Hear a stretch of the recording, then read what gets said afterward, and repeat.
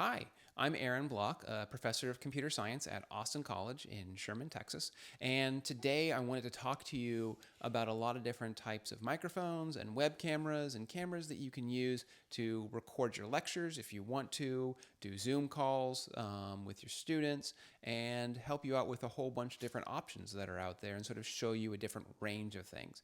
I'm going to have a few helpers that you're going to see along the way. These helpers, like my daughter back here and my son, are going to assist us as we are going through this whole process. All right, so with this, let's go and see some examples. This is what I like to call the worst possible setup that you can possibly have. I am using a laptop, but there's a lot of major problems with this. I'm using the laptop, a built-in microphone, neither of which is particularly problematic, but we'll see some problems right here we can easily identify. I'm also putting it down low. It's at laptop level, so I am talking down to the students if I'm doing that. You can also see that the laptop itself, when I type on it, it actually is physically moving the screen, which creates a nice jolting effect. If I type, you can probably not hear too much because the microphone is fairly good on this in terms of canceling that out. And then here's the click, which also is probably not that noticeable. There's some other major problems with this, and the worst offender of a problem is the fact that I have positioned the light directly behind me. This cancels out my face, so I end up having a glare. This is actually made even worse by the fact that my web camera has a little bit of gunk on it, and it's not anything in particular. It's just simply the web camera is where my thumb goes when I open and close the laptop, and without cleaning that off, you end up seeing these streaks that sort of go down here. Those are signs that my camera needs to be cleaned. So we're going to come back to exactly the same device and setup in just a few seconds, or just a second, with things going to be dramatically improved. Okay, what we see here is a dramatic improvement in terms of video recording quality that we had versus before. I'm still on my laptop, and laptops, by the way, are usually going to have a little bit worse webcams built into them than external monitors or desktops. And the reason for that is because laptops need to be as thin as possible. And so the cameras they can physically fit in there are usually not going to be quite as good. And we can still see, especially compared to the very first scene, there's a lot of grain here. It is night, so there is no light coming into my room. The only light source in my room right now is the overhead, and we're going to take care of that in a second. But despite all of that, this is a dramatically improved quality because I have moved the laptop up to be eye level and now no longer looking down at the computer, which created such a weird effect before. I've also cleaned off my camera, so there's no more of that streaking. And also, most importantly of everything, I don't have the light behind me, which doesn't create those weird effects. Now, let's see what an impact light has. I'm going to turn on a light panel that's behind my computer so we can see what the effect of increasing the light in the room does.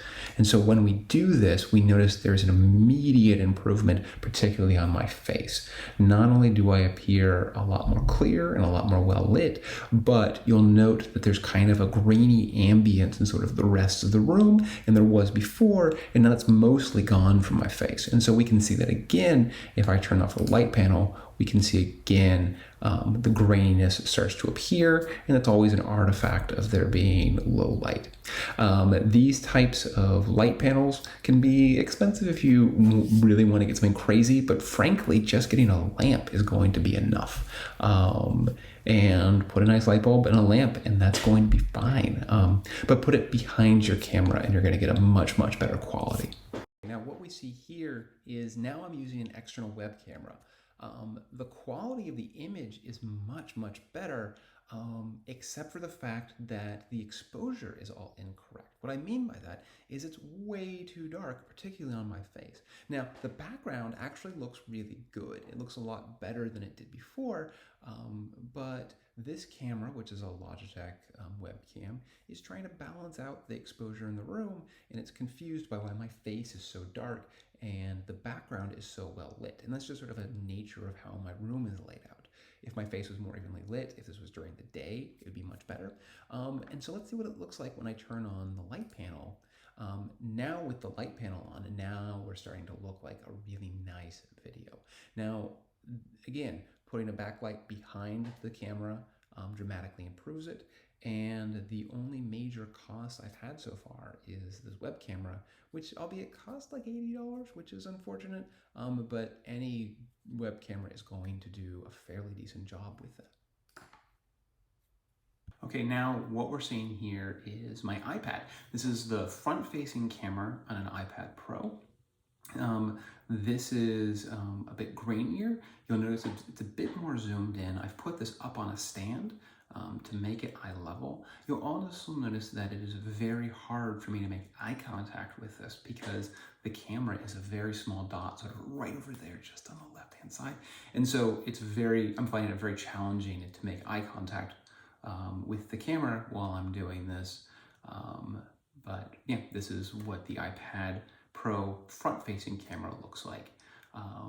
And let's see what the back-facing camera looks like. So now I'm using the back-facing camera on the iPad Pro, which probably has a very good quality.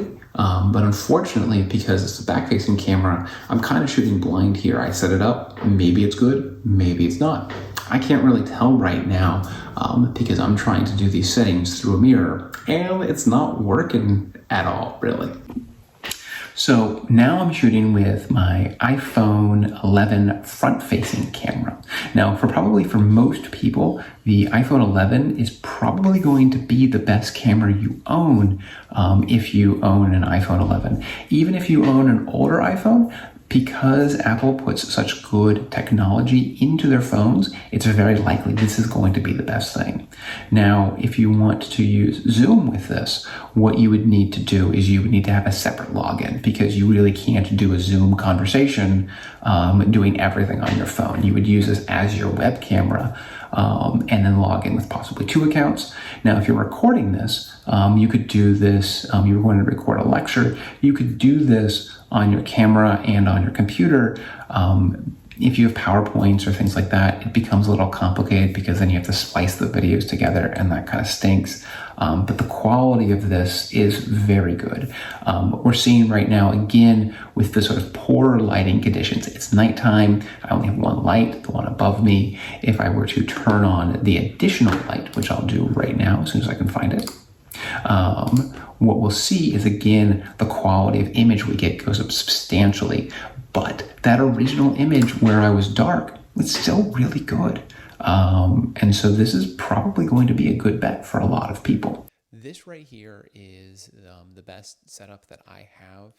It's where I use an Elgato interchange in order to connect my interchangeable lens camera to my computer. It's a nice option if you have an interchangeable camera, as I already did before shooting this. You can make some really nice high quality videos with this that look very professional. But if you don't have an interchangeable lens camera, then this is probably not going to be a good option for you. Okay, now that we've done a whole bunch of videos describing and demoing different video setups, let's go and demo a whole bunch of different microphone options here.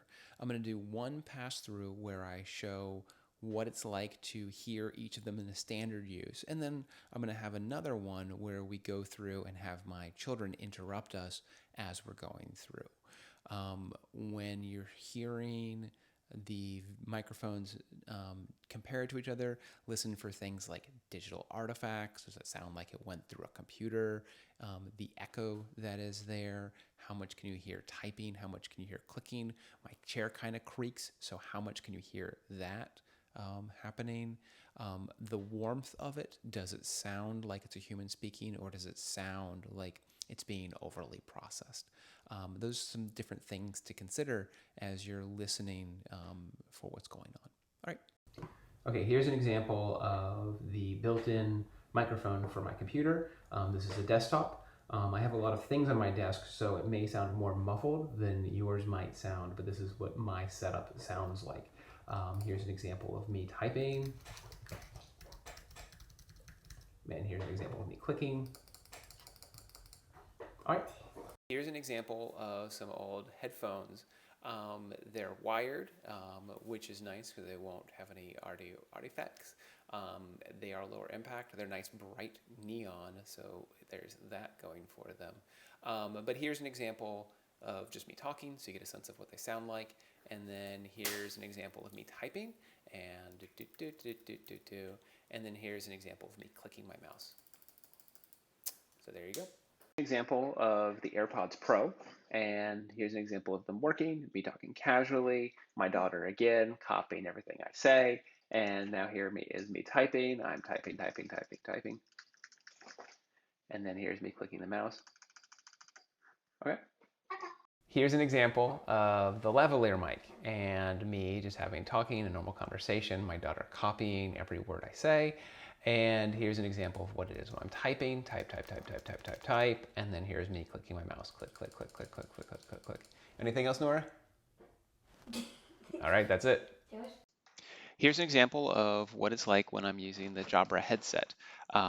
This has a notable advantage. My daughter can peek in gradually from the side, but this has the real advantage that it's all integrated into one unit. It does feel a little small on my head, but I have a very large head, and so that's hard. It is nice that it is integrated into one unit.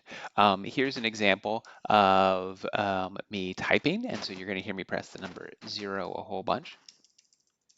And then here's an example of me clicking, and you'll hear me clicking the mouse a whole bunch. All right. Here's an example of the Blue Yeti with me just talking into it normally, so you get a sense of how it works. Here's also what it sounds like when I type on the keyboard. And here's what it's like when I click the mouse. So you can get a sense of what's going on and what the sound is going to be like. Right now I have the pop filter engaged, which means when I go it kind of gets filtered out. When I take that away and go, you see that it gets a lot worse. All right, thanks. Here's an example of the Shure microphone, so you can hear how I'm talking. This microphone is really good about getting noises close, and so you can see my daughter's hand sneaking in on the side and my daughter briefly poking in. And also the quality gets really good when I get very close to it, as is the case right now. I like having it just a little bit farther away so that way it doesn't appear on the camera. It does decrease the sound quality a little bit, but it makes it really nice. I can also have a daughter's eyes just peek in right there on the corner. Here's what the sound quality is like when I'm clicking, and you can hear a click.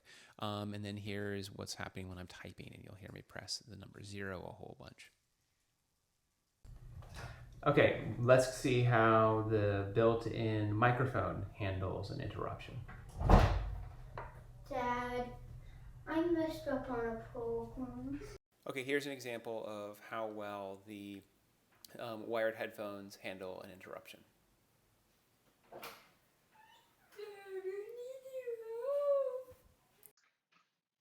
Okay, here's an example of how well AirPods Pro handle an interruption.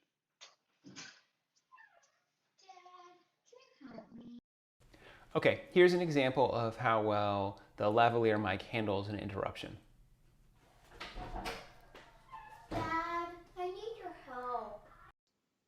Okay, here's how well the headset works when handling an interruption. Dad, I messed up on a program. Okay, here's an example of how well it handles an interruption. Dad, I need your help. Okay, here's how the Shure microphone handles an interruption. I need help with my homework. I hope this has been helpful for you. If you have any questions, if you're at Austin College, email me. If you're not, leave them in the comments, and hopefully I'll get back. All right, bye everyone.